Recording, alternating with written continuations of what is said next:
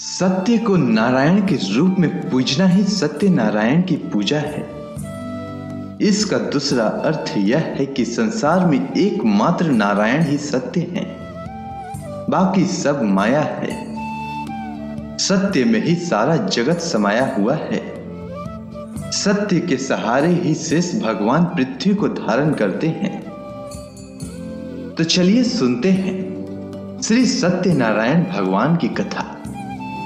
एक समय नैमिषारण्य तीर्थ में शौनकादि 88,000 ऋषियों ने श्री सूत जी से पूछा, हे प्रभु, इस कलयुग में वेद विद्या रहित मनुष्यों को प्रभु भक्ति किस प्रकार मिलेगी तथा उनका उद्धार कैसे होगा?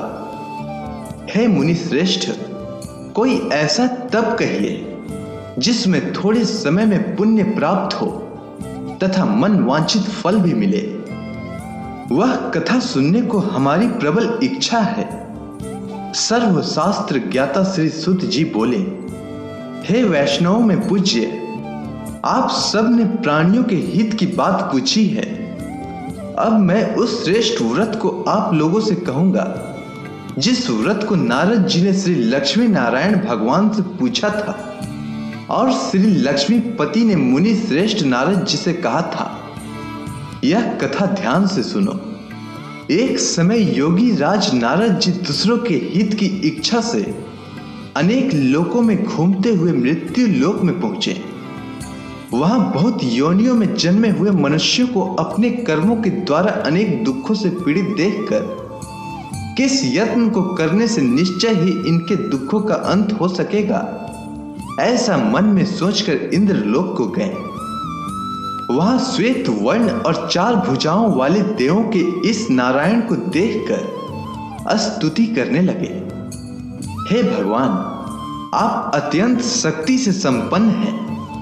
मन तथा वाणी भी आपको नहीं पा सकेगी। आपका आदि मध्य अंत नहीं है। आप भक्तों के दुखों को नष्ट करने वाले हो। आपको मेरा नमस्कार है। यह सुनकर विष्णु जी ने नारद जी से कहा, हे मुनि श्रेष्ठ, आपके मन में क्या है? आपका किस काम के लिए आगमन हुआ है? निसंकोच कहो। तब नारद जी बोले, मृत्यु लोक में सब मनुष्य जो अनेक योनियों में पैदा हुए हैं, अपने अपने कर्मों के द्वारा अनेक दुखों से दुखी हो रहे हैं।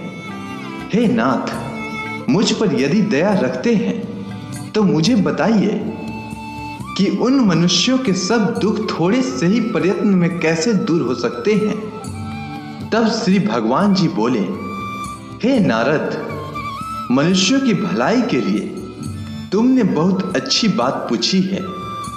जिस काम के करने से मनुष्य मोह से हट जाता है वह मैं कहता हूं। सुनो, बहुत पुण्य देने वाला स्वर्ग तथा मृत्यु लोक दोनों में दुर्लभ यह उत्तम व्रत अच्छी तरह विधि पूर्वक संपन्न करके मनुष्य मोह से छूट जाता है, वह मैं कहता हूं। सुनो, आज मैं प्रेम वश होकर तुमसे कहता हूं, श्री सत्यनारायण भगवान का यह व्रत अच्छी तरह विधान पूर्वक संपन्न करके मनुष्य तुरंत ही यहां सुख भोग कर मरने पर मोक्ष को प्राप्त होता है।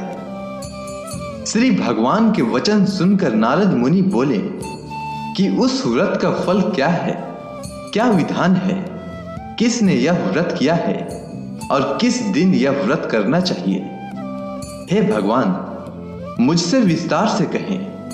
तब श्री भगवान बोले, दुख सुख आदि को दूर करने वाला यह व्रत सब स्थानों पर विजय करने वाला है। भक्ति और श्रद्धा के साथ किसी भी दिन मनुष्य श्री सत्यनारायण की शाम के समय ब्राह्मणों और बंधुओं के साथ धर्म परायण होकर पूजा करे। भक्ति भाव से नैवेद्य केले का फल, घी, दूध और गेहूं का चूर्ण लेवें। गेहूं के अभाव में साठी का चूर्ण, शक्कर अथवा गुड़ लें तथा भक्ति भाव से भगवान का स्मरण करता हुआ समय व्यतीत करें। इस तरह इसे करने पर मनुष्यों की इच्छा निश्चित पूरी होती है। विशेषकर कली काल में मृत्यु लोक पर यही मोक्ष का सरल उपाय है। इसके बाद श्री सूत जी बोले, हे ऋषियों, जिसने पहले समय में इस व्रत को किया है उसका इतिहास कहता हूं, ध्यान से सुनो। सुंदर काशीपुरी नगरी में एक अत्यंत निर्धन ब्राह्मण रहता था। वह भूख और प्यास से बेचैन हुआ पृथ्वी पर घूमता था। ब्राह्मणों से प्रेम करने वाले श्री भगवान ने ब्राह्मण को दुखी देखकर बुढ़े ब्राह्मण का रूप धारण करके उसके पास जाकर आदर के साथ पूछे, हे विप्र, तुम नित्य ही दुखी होकर पृथ्वी पर क्यों घूमते हो? हे श्रेष्ठ ब्राह्मण, यह सब मुझसे कहो, मैं सुनना चाहता हूं। ब्राह्मण बोला, मैं निर्धन ब्राह्मण हूं, भिक्षा के लिए पृथ्वी पर फिरता हूं। हे भगवान, यदि आप इससे छुटकारे का उपाय जानते हो तो कृपया कर कहो। इस पर वृद्ध ब्राह्मण बोला कि श्री सत्यनारायण भगवान मन वांछित फल देने वाले हैं। हे ब्राह्मण, तुम उनका पूजन करो, जिसके करने से मनुष्य सब दुखों से मुक्त होता है। ब्राह्मण को व्रत का सारा विधान बताकर वह बुढ़े ब्राह्मण का रूप धारण करने वाले श्री सत्यनारायण भगवान अंतर ध्यान हो गए। जिस व्रत को वृद्ध ब्राह्मण ने बताया था मैं उसको करूंगा, यह निश्चय करके उस ब्राह्मण को रात में नींद नहीं आई। वह सवेरे उठकर श्री सत्यनारायण भगवान के व्रत का निश्चय कर भिक्षा के लिए चल दिया। उस दिन उसको भिक्षा में बहुत धन मिला, जिससे बंधु बांधवों के साथ उसने श्री सत्यनारायण का व्रत किया। इसके करने से विप्र सब दुखों से छुटकर अनेक प्रकार की संपत्तियों से युक्त हुआ। उस समय वह विप्र हर माह व्रत करने लगा। इस तरह सत्यनारायण भगवान के व्रत को जो करता है वह सब पापों से छूट जाता है। अब क्या कहूं? इस पर ऋषियों ने कहा, हे मुनीश्वर, संसार में इस विप्र से सुनकर किस किस ने इस व्रत को किया, हम सब सुनना चाहते हैं। इसके लिए हमारे मन में श्रद्धा है। इस पर श्री सूत जी बोले, हे मुनियों, जिस जिस ने इस व्रत को किया है वो सब सुनो। एक समय एक वृद्ध ब्राह्मण धन और ऐश्वर्य के अनुसार बंधु बांधवों के साथ व्रत करने को तैयार हुआ। उसी समय एक लकड़ी बेचने वाला बुढ़ा आदमी आया और बाहर लकड़ियों को रखकर विप्र के मकान में गया। प्यास से दुखी होकर लकड़हारा उनको व्रत करते देखकर विप्र को नमस्कार कर कहने लगा कि आप यह किसका पूजन कर रहे हैं और इस व्रत को करने से क्या फल मिलता है, कृपा करके मुझसे कहो। इस पर ब्राह्मण ने कहा, सब मनोकामनाओं को पूरा करने वाला यह श्री सत्यनारायण भगवान का व्रत है। इनकी ही कृपा से मेरे यहाँ धन धान्य आदि की वृद्धि हुई है। विप्र से इस बारे में जानकर लकड़हारा बहुत प्रसन्न हुआ। भगवान का चनामृत लेकर और भोजन करने के बाद अपने घर को गया। लकड़हारे ने अपने मन में इस प्रकार का संकल्प किया कि आज ग्राम में लकड़ी बेचने से जो धन मिलेगा उसी से सत्यनारायण देव का उत्तम व्रत करूंगा। यह मन में विचार कर वह लकड़हारा लकड़ियां अपने सिर पर रखकर जिस नगर में धनवान लोग रहते हैं वह ऐसे सुंदर नगर में गया। उस रोज वहां उसे उन लकड़ियों का दाम पहले दिनों से 4 गुना मिला और प्रसन्न होकर पक्के केले की फली, शक्कर, घी, दुग्ध, दही और गेहूं का चूर्ण इत्यादि श्री सत्यनारायण भगवान के व्रत की कुल सामग्रियों को लेकर अपने घर को आया। फिर उसने अपने भाइयों को बुलाकर विधि के साथ भगवान जी का व्रत और पूजन किया। उस व्रत के प्रभाव से वह लकड़हारा धन, पुत्र आदि से युक्त हुआ और संसार के समस्त सुख भोग कर बैकुंठ को चला गया। इसके बाद श्री सुत जी बोले, हे ऋषि मुनियों, अब मैं आपको आगे की कथा सुनाता हूँ। प्राचीन समय में कनकपुर में उल्का मुख नामक एक बुद्धिमान तथा सत्यवादी राजा राज करता था। वह प्रतिदिन मंदिर में जाकर श्री सत्यनारायण भगवान की पूजा करता था और निर्धनों को खूब अन्न, वस्त्र और धन दान करता था। उसकी पत्नी सुभद्रा बहुत सुशील थी। वे दोनों हर महीने श्री सत्यनारायण भगवान का व्रत करते थे। श्री सत्यनारायण की अनुकंपा से उनके महल में धन संपत्ति के भंडार भरे थे। उनकी सारी प्रजा बहुत आनंद से जीवन यापन कर रही थी। एक बार राजा और रानी बहुत से लोगों के साथ जब भद्रशिला नदी के किनारे श्री सत्यनारायण भगवान की पूजा कर रहे थे तो नदी के किनारे एक बड़ी नौका आकर ठहरी। उस नौका में एक धनी व्यापारी यात्रा कर रहा था। वह बहुत सा धन कमाकर अपने नगर को लौट रहा था। उसका सारा धन उस नाव में रखा हुआ था। नाव से उतरकर व्यापारी राजा के समीप पहुंचा। राजा को पूजा करते देख उसने कहा, हे राजन, आप इन सब लोगों के साथ मिलकर किसकी पूजा कर रहे हैं?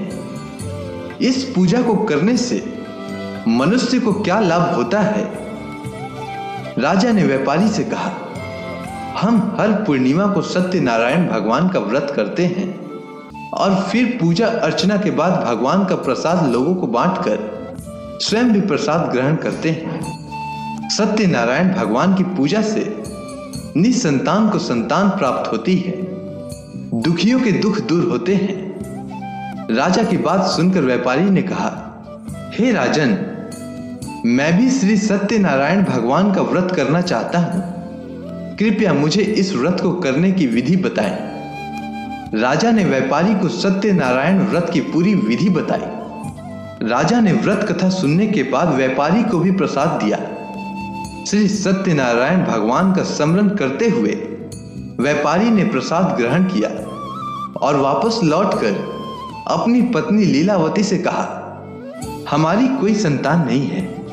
कनकपुर के राजा उल्का मुख ने मुझे बताया है कि श्री सत्यनारायण भगवान का व्रत करने और उनकी कथा सुनने से सभी मनोकामनाएं पूरी होती है। यदि सत्यनारायण भगवान की अनुकंपा से हमारी कोई संतान हुई तो मैं श्री सत्यनारायण भगवान का व्रत अवश्य करूंगा। व्यापारी के ऐसा निश्चय करने के कुछ समय के बाद लीलावती गर्भवती हुई। 10वें महीने में उसने एक सुंदर कन्या को जन्म दिया। व्यापारी ने पुत्री जन्म पर बहुत खुशियां मनाई, लेकिन सत्यनारायण भगवान का व्रत नहीं किया। जब उसकी पत्नी लीलावती ने अपने पति से श्री सत्यनारायण भगवान का व्रत करने के लिए कहा तो वह बोला, अभी क्या जल्दी है, मैं इधर व्यापार में बहुत व्यस्त हूं, मुझे अभी फुर्सत नहीं है। जब अपनी बेटी बड़ी हो जाएगी और इसका विवाह करूंगा तो मैं अवश्य श्री सत्यनारायण भगवान का व्रत करूंगा। अपने पति के वचन सुनकर लीलावती चुप रह गई। व्यापारी की कन्या कलावती शुक्ल पक्ष की चंद्रमा की तरह तेजी से बड़ी होने लगी। पलक झपकते ही 16 वर्ष बीत गए। एक दिन व्यापार में बहुत सा धन कमाकर घर लौटे व्यापारी ने अपनी बेटी को सहेलियों के साथ उपवन में घूमते देखा तो उसे उसके विवाह की चिंता होने लगी। व्यापारी ने कलावती के लिए सुयोग्य वर ढूंढने के लिए अपने सेवकों को दूर दूर के नगरों में भेजा। व्यापारी के सेवक कंचनपुर नगर में पहुंचे। उस नगर में उन्होंने एक वणिक पुत्र को देखा। वणिक का बेटा अत्यंत सुंदर और गुणवान था। सेवकों ने वापस लौटकर व्यापारी को उस वणिक के बेटे के बारे में बताया। व्यापारी उस सुंदर लड़के को देखकर बहुत प्रसन्न हुआ और कलावती का विवाह बहुत धूमधाम से उसके साथ कर दिया। दहेज में उसके माणिक पुत्र को बहुत सा धन दिया। कलावती का विवाह भी हो गया, लेकिन व्यापारी ने श्री सत्यनारायण का व्रत नहीं किया। लीलावती ने अपने पति से कहा, नाथ, आपने कलावती के विवाह पर श्री सत्यनारायण भगवान का व्रत करने का निश्चय किया था, अब तो आपको व्रत कर लेना चाहिए। पत्नी की बात सुनकर व्यापारी ने कहा, अभी तो मैं अपने दामाद के साथ व्यापार के लिए जा रहा हूँ। व्यापार से लौटने पर श्री सत्यनारायण भगवान का व्रत पूजा अवश्य करूंगा। यह कहकर व्यापारी ने कई नावों में सामान भरा और अपने दामाद तथा सेवकों के साथ व्यापार के लिए निकल पड़ा। उस व्यापारी द्वारा बार बार व्रत का निश्चय करने और फिर व्रत न करने से सत्यनारायण भगवान क्रोधित हो गए और व्यापारी को दंड देने का निश्चय किया। व्यापारी अपने दामाद के साथ रत्नसारपुर में पहुंचकर व्यापार करने लगा। एक दिन कुछ चोर महल में चोरी करके भाग रहे थे। सैनिक उनका पीछा कर रहे थे। भागते हुए चोरों ने सैनिकों से बचने के लिए चोरी का धन अवसर पाकर व्यापारी के नाव में छिपा दिया। खाली हाथ चोर आराम से भाग गए। चोरों का पीछा करते हुए सैनिक व्यापारी के पास पहुंचे। उन्होंने व्यापारी की नाव की तलाशी ली तो उन्हें राजा का चोरी किया गया धन मिल गया। तब सैनिक व्यापारी और उसके दामाद को बंदी बनाकर राजा के पास ले गए। राजा ने उन दोनों को बंदी गृह में डाल दिया और उनका सारा धन ले लिया। श्री सत्यनारायण के प्रकोप से उधर लीलावती पर भी मुसीबतों का पहाड़ टूट पड़ा। उसके घर में चोरी हो गई और चोर सारा धन चुराकर ले गए। घर में खाने के लिए भी अन्न नहीं बचा। भूख प्यास से व्याकुल होकर व्यापारी की बेटी कलावती एक ब्राह्मण के घर गई। उस ब्राह्मण के घर में श्री सत्यनारायण भगवान की व्रत कथा हो रही थी। उसने भी वहां बैठकर व्रत कथा सुनी और प्रसाद लिया। घर लौटकर कलावती ने अपनी मां लीलावती को सारी बात बताई। इसके बाद लीलावती कलावती से श्री सत्यनारायण भगवान की व्रत कथा की बात सुनकर लीलावती ने भी व्रत करने का निश्चय किया। अगले दिन लीलावती ने अपने परिवार और आसपास के लोगों के साथ श्री सत्यनारायण भगवान की पूजा की। पूजा के बाद सबको प्रसाद बांटकर स्वयं भी प्रसाद ग्रहण किया। लीलावती ने अपने पति और दामाद के घर लौट आने की मनोकामना से श्री सत्यनारायण भगवान का व्रत किया था। लीलावती के विधि पूर्वक व्रत करने और प्रसाद ग्रहण करने से श्री सत्यनारायण भगवान ने प्रसन्न होकर उसकी मनोकामना पूरी की। उन्होंने राजा चंद्रकेतु को स्वप्न में दर्शन देकर कहा, हे राजन, व्यापारी और उसका दामाद बिल्कुल निर्दोष है। सुबह उठते ही दोनों को मुक्त कर दो। उन दोनों का सारा धन भी वापस कर दो। यदि तुमने ऐसा नहीं किया तो मैं तुम्हारा सारा वैभव नष्ट कर दूंगा। इतना कहकर श्री सत्यनारायण भगवान अंतर्ध्यान हो गए।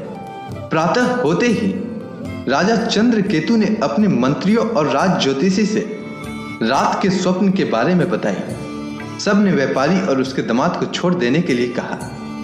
राजा चंद्रकेतु ने तुरंत उस व्यापारी और उसके दामाद को छोड़ दिया। उनका सारा धन भी वापस कर दिया। इस प्रकार श्री सत्यनारायण भगवान की अनुकंपा से व्यापारी और उसका दामाद दोनों खुशी खुशी अपने नगर को लौट गए। इसके बाद श्री सूत जी बोले, उस व्यापारी ने अपने दामाद के साथ शुभ मुहूर्त में नाव द्वारा रत्नसारपुर से प्रस्थान किया। लंबी यात्रा करने के बाद व्यापारी ने एक नगर के किनारे नाव को रोककर भोजन किया और फिर दोनों विश्राम करने लगे। तभी श्री सत्यनारायण भगवान साधु के रूप में व्यापारी के पास पहुंचे और पूछा, हे वणिक, तेरी नाव में क्या सामान लदा हुआ है? व्यापारी ने मन ही मन सोचा, साधु अवश्य ही कुछ मांगने की इच्छा से सामान के बारे में पूछ रहा है। यह सोचकर व्यापारी ने झूठ बोला, हे दंडी स्वामी, मेरी नाव में तो बेल और पत्र भरे हुए हैं। व्यापारी के झूठे वचन सुनकर सत्यनारायण भगवान ने क्रोधित होते हुए कहा, हे वैश्य, जो तुमने कहा है वही सत्य होगा। इतना कहकर सत्यनारायण भगवान कुछ दूर जाकर अंतर्ध्यान हो गए। उधर व्यापारी दंडी साधु को वहां से खाली हाथ लौटाकर बहुत प्रसन्न हुआ। लेकिन जब व्यापारी ने अपनी नाव में बेल और पत्र भरे हुए देखे तो वह जोर जोर से विलाप करने लगा और मन ही मन अपने झूठ बोलने पर पश्चाताप करने लगा। रोते रोते व्यापारी मूर्छित हो गया। कुछ देर बाद जब उसकी मूर्छा नष्ट हुई तो वह फिर विलाप करने लगा। तब उसके दामाद ने कहा, आप इतना दुखी मत होइए, यह सब उस दंडी साधु के शाप के कारण हुआ है। अतः वही दंडी महाराज हमें इस विपत्ति से छुटकारा दिला सकते हैं। दामाद के वचन सुनकर व्यापारी दंडी साधु की तलाश में चल दिया। कुछ देर ढूंढने पर उसे एक वृक्ष के नीचे दंडी साधु के रूप में सत्यनारायण भगवान मिल गए। व्यापारी ने दंडी साधु के चरणों में गिरकर झूठ बोलने की क्षमा मांगी। दंडी स्वरूप सत्यनारायण भगवान बोले, हे वणिक पुत्र, तेरे बार बार झूठ बोलने के कारण ही मैंने तुझे इतना दंड दिया है। तूने बार बार सत्यनारायण भगवान अर्थात मेरी पूजा करने के लिए कहा, लेकिन कभी पूजा की नहीं। व्यापारी ने तब हाथ जोड़कर कहा, हे भगवान, आप तो दीन दुखियों के कष्ट को दूर करने वाले हैं, सबकी मनोकामनाएं पूरी करते हैं। मेरी इस गलती को भी क्षमा करें। आपके रूप को तो ब्रह्मा भी नहीं जान पाते हैं, फिर भला मैं अज्ञानी कैसे आपकी लीला को समझ पाता। अब मैं जीवन में कभी झूठ नहीं बोलूंगा। सदैव श्री सत्यनारायण भगवान का व्रत और पूजा किया करूंगा। आप मुझ पर अनुकंपा करें। व्यापारी की क्षमा याचना सुनकर दंडी साधु ने उसे क्षमा कर दिया। उसी समय व्यापारी की नाव में भरे हुए बेल और पत्ते धन धान्य में परिवर्तित हो गए। व्यापारी ने अपने सेवकों के साथ अगले दिन श्री सत्यनारायण भगवान का व्रत करके उनकी पूजा की। सबको प्रसाद वितरित करके स्वयं भी प्रसाद ग्रहण किया। उसके बाद व्यापारी ने अपने नगर की ओर प्रस्थान किया। अपने नगर में पहुंचकर व्यापारी ने एक सेवक को अपने घर भेजा। सेवक ने उसके घर पहुंचकर लीलावती को सूचित किया। उस समय लीलावती और कलावती दोनों श्री सत्यनारायण भगवान की पूजा कर रही थी। पति और दामाद के लौट आने का समाचार सुनकर लीलावती ने पूजा पूरी करके प्रसाद ग्रहण करने के बाद कलावती से कहा, बेटी, मैं नदी किनारे जा रही हूं, तू घर का काम पूरा करके आना। ऐसा कहकर लीलावती नदी की ओर चल पड़ी। परंतु कलावती पति से मिलने की खुशी में प्रसाद ग्रहण किए बिना ही घर से निकलकर नदी किनारे जा पहुंची। उसके प्रसाद ग्रहण न करने के कारण सत्यनारायण भगवान क्रोधित हो उठे। उन्होंने व्यापारी की नाव को नदी में डुबो दिया। अपने पति को वहां न देख कलावती ने जोर जोर से रोना शुरू कर दिया। तब व्यापारी ने कहा, पुत्री, अवश्य ही तुझसे कोई भूल हुई होगी। उस भूल के कारण ही श्री सत्यनारायण भगवान ने तुझे यह दंड दिया है। तब व्यापारी ने श्री सत्यनारायण भगवान से प्रार्थना की, हे भगवान, मेरे परिवार के किसी स्त्री पुरुष से कोई भूल हुई हो तो उसे अवश्य क्षमा कर देना। तभी आकाशवाणी हुई, हे वणिक पुत्र, तेरी कन्या मेरा प्रसाद ग्रहण किए बिना ही चली आई है। यदि अब घर पहुंचकर तेरी कन्या प्रसाद ग्रहण करके वापस आए तो उसके पति के दर्शन होंगे और डूबी हुई नावें भी जल के ऊपर आ सकेंगी। कलावती ने वैसा ही किया। उसके प्रसाद ग्रहण करके वापस लौटने पर नावें जल के ऊपर आ गई। दामाद भी सुरक्षित नदी से बाहर आया। घर लौटकर व्यापारी ने अपने परिवार और बंधु बांधवों के साथ मिलकर विधि पूर्वक श्री सत्यनारायण भगवान की पूजा की और इस पूजा को करने से उसकी सभी मनोकामनाएं पूरी हुई और वह आनंद पूर्वक जीवन यापन करता हुआ विष्णु लोक को चला गया। इसके बाद श्री सूत जी बोले, हे ऋषि मुनियों, मैं आपको और भी कथा सुनाता हूँ। कौशलपुर में एक राजा था तुंगध्वज। उसकी प्रजा उसकी छत्र छाया में आनंद पूर्वक रह रही थी। राजा तुंगध्वज अपनी प्रजा के सुख दुख का बहुत ध्यान रखता था, लेकिन एक बार उसने भी सत्यनारायण भगवान का प्रसाद ग्रहण नहीं किया। तब सभी को चिंताओं से मुक्त करके धन संपत्ति से भंडार भरकर प्राणियों को जीवन के सभी सुख देने वाले श्री सत्यनारायण भगवान ने राजा को प्रसाद न ग्रहण करने का दंड दिया। एक दिन राजा तुंगध्वज जंगल में हिंसक पशुओं का शिकार करने निकला था। तेजी से घोड़ा दौड़कर शिकार का पीछा करते हुए वह अपने सैनिकों से अलग हो गया और देर तक हिंसक जानवरों का शिकार किया। अतः कुछ देर विश्राम करने की इच्छा से वह एक बड़े वृक्ष के नीचे जाकर बैठ गया। समीप ही कुछ चरवाहे सत्यनारायण भगवान की पूजा कर रहे थे। राजा ने उनके पास से गुजरते हुए सत्यनारायण भगवान को नमस्कार नहीं किया। चरवाहों ने राजा को पूजा करने के बाद प्रसाद दिया तो राजा ने उन्हें छोटे लोग समझकर प्रसाद ग्रहण नहीं किया और घोड़े पर सवार होकर अपने नगर को चल दिया। राजा जब नगर में पहुंचा तो देखा कि उसका सारा वैभव तथा धन संपत्ति आदि नष्ट हो गया है। श्री सत्यनारायण के प्रकोप से राजा निर्धन हो गया। तब राज ज्योतिषी ने राजा से कहा, महाराज, आपसे अवश्य ही कोई भूल हुई है। अगर आप उस भूल का प्रायश्चित कर ले तो सब कुछ पहले जैसा हो जाएगा। राजा को तुरंत अपनी भूल का स्मरण हो आया। अतः मंदिर में जाकर राजा ने श्री सत्यनारायण भगवान से क्षमा मांगी और उनकी पूजा की। पूजा के बाद प्रसाद ग्रहण करने से श्री सत्यनारायण भगवान की अनुकंपा से चमत्कार हुआ। राजा का खोया हुआ वैभव पुनः लौट आया। श्री सत्यनारायण भगवान की अनुकंपा से जीवन के सभी सुखों का भोग करते हुए अंत में राजा तुंगध्वज वैकुंठ धाम को गया और मोक्ष को प्राप्त हुआ। श्री सत्यनारायण भगवान के व्रत पूजा को जो भी मनुष्य करता है उसके सभी दुख चिंताएं नष्ट होती है। उसके घर में धन धान्य के भंडार भरे रहते हैं। निसंतानों को संतान की प्राप्ति होती है और सभी मनोकामनाओं को प्राप्त कर मनुष्य अंत में मोक्ष को प्राप्त कर सीधे वैकुंठ धाम को जाता है।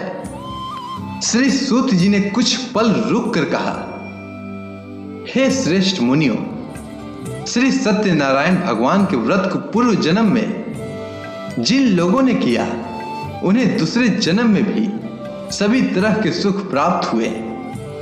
वृद्ध सतानंद ब्राह्मण ने पूर्व जन्म में सत्यनारायण का विधिवत व्रत किया तो दूसरे जन्म में सुदामा के रूप में भगवान की पूजा करते हुए अंत में मोक्ष को प्राप्त कर वैकुंठ धाम को चला गया। उल्का मुख राजा अगले जन्म में राजा दशरथ के रूप में मोक्ष को प्राप्त करते हुए वैकुंठ को गए। व्यापारी ने मोर ध्वज के रूप में जन्म लिया और अपने पुत्र को आगे से चीरकर भगवान की अनुकंपा से वैकुंठ को प्राप्त किया। राजा तुंगध्वज ने अपने अगले जन्म में मनु के रूप में जन्म लेकर भगवान का पूजा पाठ करते हुए लोकप्रिय होकर सत्कर्म करते हुए मोक्ष को प्राप्त होकर वैकुंठ धाम को चले गए। हे ऋषि मुनियों, श्री सत्यनारायण भगवान का व्रत और पूजा मनुष्य को सभी चिंताओं से मुक्त करके धन संपत्ति के भंडार को भरकर अंत में जन्म जन्मांतर के चक्रव्यूह से मुक्ति दिलाकर मोक्ष प्रदान करता है। इसीलिए मनुष्यों को यह व्रत अवश्य करनी चाहिए। तो बोलिए श्री सत्यनारायण भगवान की जय। जय लक्ष्मी रमणा स्वामी, जय लक्ष्मी रमणा। सत्यनारायण स्वामी, सत्यनारायण स्वामी, जनपातक हरणा। जय लक्ष्मी रमणा। रत्न जड़ित सिंहासन अद्भुत छवि राजय। नारद करत निराजन घंटा ध्वनि बाजय। जय लक्ष्मी रमणा। प्रकट भय कलिकारन द्विज को दरस दियो। प्रभु द्विज को दरस दियो। बूढ़ो ब्राह्मण बनकर, बूढ़ो ब्राह्मण बनकर कंचन महल कियो। ओम जय लक्ष्मी रमणा। दुर्बल भील कठारो जिन पर कृपा करी। प्रभु जिन पर कृपा करी। चंद्रचूड़ इक राजा, चंद्रचूड़ इक राजा, जिनकी विपत हरी। जय लक्ष्मी रमणा। वैश्य मनोरथ पायो श्रद्धा तज दिन्ही। प्रभु श्रद्धा तज दिन्ही। सो फल भाग्यो प्रभु जी, सो फल भाग्यो प्रभु जी, फिर स्तुति किन्ही जय लक्ष्मी रमणा। भाव भक्ति के कारण छिन छिन रूप धरयो प्रभु, छिन छिन रूप धरयो, श्रद्धा धारण किन्नी तिनको काज सरयो जय लक्ष्मी रमणा। ग्वाल बाल संग राजा वन में भक्ति करी प्रभु, वन में भक्ति करी, मन वांछित फल दीना, मन वांछित फल दीना, दिन दयालु हरि जय लक्ष्मी रमणा। चढ़त प्रसाद सवायो कदली फल मेवा प्रभु, कदली फल मेवा, धूप दीप तुलसी से राजी सत्य देवा जय लक्ष्मी रमणा। सत्य नारायण जी की आरती जो कोई नर गावे प्रभु, आरती जो कोई नर गावे, रिद्धि सिद्धि सुख संपत्ति, रिद्धि सिद्धि सुख संपत्ति जी भर के पावे जय लक्ष्मी रमणा। प्रेम से बोलिए सत्यनारायण भगवान की जय।